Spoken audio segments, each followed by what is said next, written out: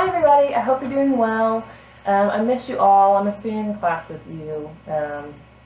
Anyway, in the interest of time, I'm going to go ahead and dive right into it. So I'm going to post all of your copy of the notes that you might need in little folders for each specific section of chapter 15. I'll start, 15.1 will be its own folder, 15.2 will be its own folder, just with a copy of the notes in there. Is what I'm going to try to do. Also, I'm going to start tutorial videos tomorrow. If you need any help with the homeworks or anything, if you have any other questions, you can just kind of pop in anytime and ask me. It'll be just kind of a block where I'm live, ready to answer any questions that you might have. So you can pop in, pop out whenever you want. You don't have to stay for the whole duration. And I plan on posting that tutorial to the Google Classroom, so even if you can't make it, you can see what was covered. Okay, so let's go ahead and get started. 15.1, this is pretty basic. We're just following different formulas to get our answers. So 15.1 is all about justifying the formulas for circumference and area of circles.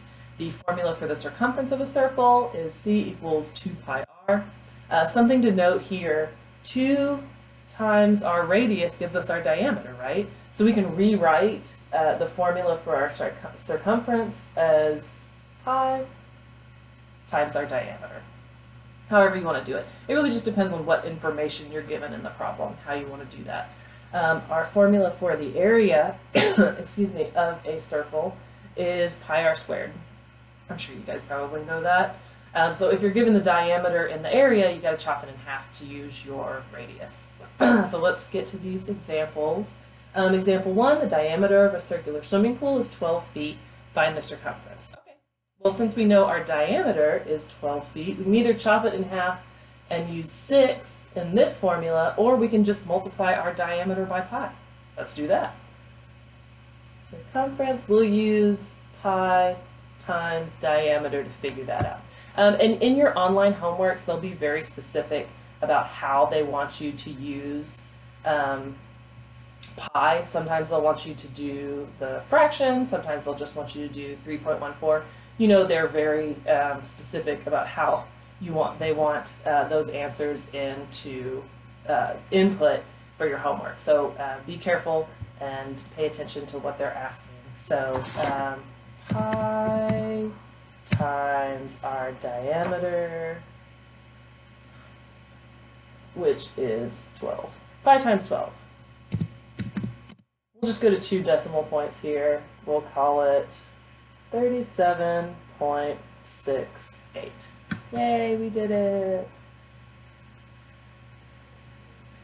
So our first lesson away is not super challenging. You're just taking information and applying the different formulas to it. And this is by design. We just kind of want you to get used to working independently. So we went ahead and included 15.1. Let's go ahead and do this example 2. Find the area of a circle whose diameter is 8.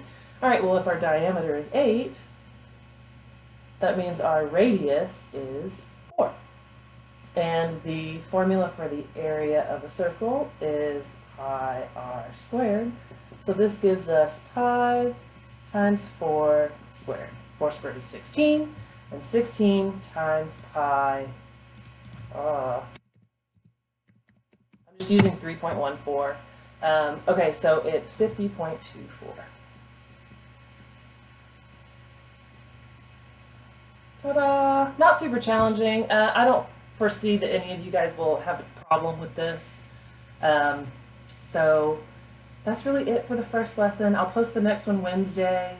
A lot of you guys are already finished with this stuff, which warms my heart.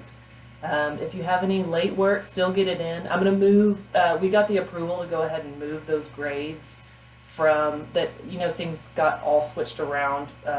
So all of the things that were originally on our 5th 6 weeks will get moved back to our 5th 6 weeks. And then your 4th 6 weeks will still stay as your 4th 6 weeks. So I'm continuing to take all of that late work that you might need to get turned in. I still need some circle projects, which is a major grade, so please get that into me, and all your missing homeworks too, as soon as you can. All right, well, I miss you guys.